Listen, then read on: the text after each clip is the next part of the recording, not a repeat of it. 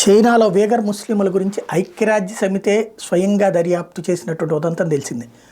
అక్కడ వేగర్ ముస్లింలకు సంబంధించిన మసీదులు ఎప్పుడో కూల్చేసి అక్కడ కమ్యూనిస్ట్ పార్టీ కార్యాలయాలు లేకపోతే లైబ్రరీలు స్కూళ్ళు ఇట్లాంటివి కట్టించారు.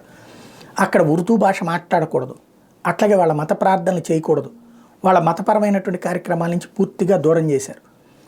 ఈ హింస పడలేక వాళ్ళల్లో కొంతమంది దేశం విడిచి పారిపోయి టర్కీలో ఉంటున్నారు, టర్కీలో నివసిస్తున్నారు.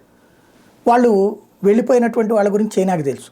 చైనా ఏం చేస్తుంది, ప్రపంచంలో చైనా నుండి వెళ్ళిన వాడు ఎక్కడున్నా అక్కడ తన గూఢచారుల్ని పంపిస్తుంటుంది. గూఢచారులు లేదా అక్కడ ఉన్నటువంటి వాళ్ళని గూఢచారులుగా పెట్టి వాళ్ళ అనుపానులు తెలుసుకుని, వాళ్ళు చైనాలో ఉన్నటువంటి తమ బంధువులతో ఎవరితో మాట్లాడుతున్నారో తెలుసుకుని వాళ్ళని జైళ్లలో పెట్టి తద్వారా వీళ్ళు చైనాకి వెనక్కి వచ్చేలా చేస్తుంది. అట్లాంటి వ్యవహారాల కోసం 6 చైనీస్ గూఢచారులు టర్కీలో పనిచేస్తున్నారని కనిపెట్టింది తాజాగా టర్కీ. వేగర్ ముస్లింల ప్రాంతంలోనే అనుమానాస్పదంగా వాళ్ళకి కనిపించిన వాళ్ళని జాగ్రత్తగా గత కొన్ని రోజుల నుంచి నిఘా వేసి పట్టుకుంది. 6 దొరికారు, మరొక 3 కూడా ఉన్నారన్నటువంటి అనుమానంతో సెట్ చేస్తుంది.